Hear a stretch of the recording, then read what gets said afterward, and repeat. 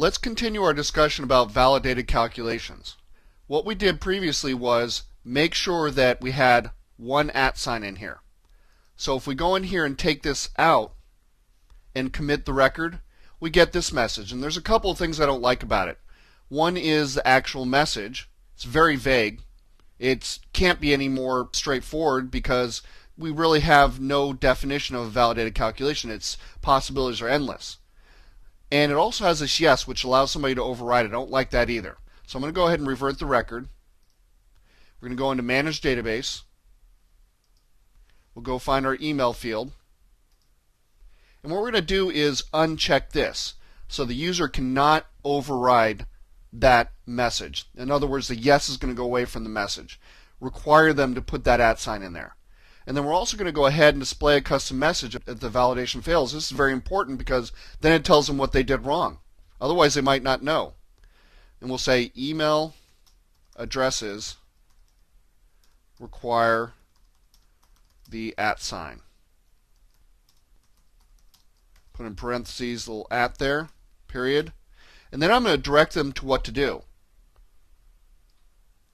Please click the OK button to correct your mistake. There we go.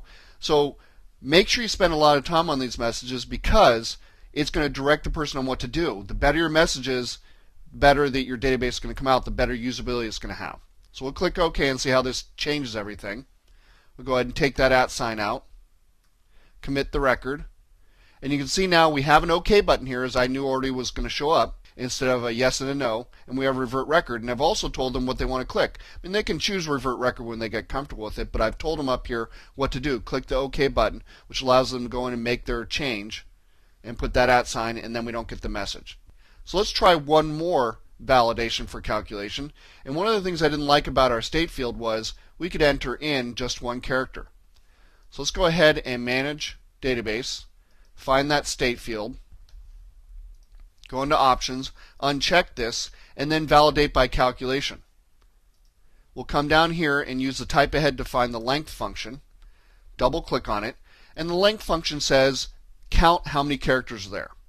So I'm going to say I want to check the state field. We could put state in there if we wanted to. Just double click on it, it comes down there. Or we could do like we did before and type in self. It's up to you. And then we're going to say once we get the count of the state field, how many characters there are, we're going to have to say does it equal 2, because that's the only choice we're going to have. Has to equal 2, and if it equals 2 it's true, won't validate. Anything else it will validate and give us an error message. And of course we'll go ahead and allow user to not override, and then have a message here. States require 2 characters. Click the OK button to correct your mistake. There we go. Look for spelling errors, looks pretty good. Click OK. Click OK again. Go to the state field. Notice that if we go ahead and modify it to have 2 letters, works fine. Go to 3 letters, it's not good.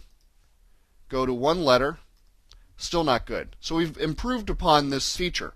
But you know, frankly, the best way to handle this would be to go ahead and type in our validation, not use a validation calculation, but use one of those validation by value lists. And I'll show you that briefly. We've already done it a couple of times, so I'm not going to show you how to do it again. We're going to stick with what we have. But if we go into the state, we could uncheck validation by calculation and do member value list. Because remember, we have that zips. We have all the states. In fact, we have all the cities. We can validate the cities too to make sure everything's getting entered according to what our zip code database has in it.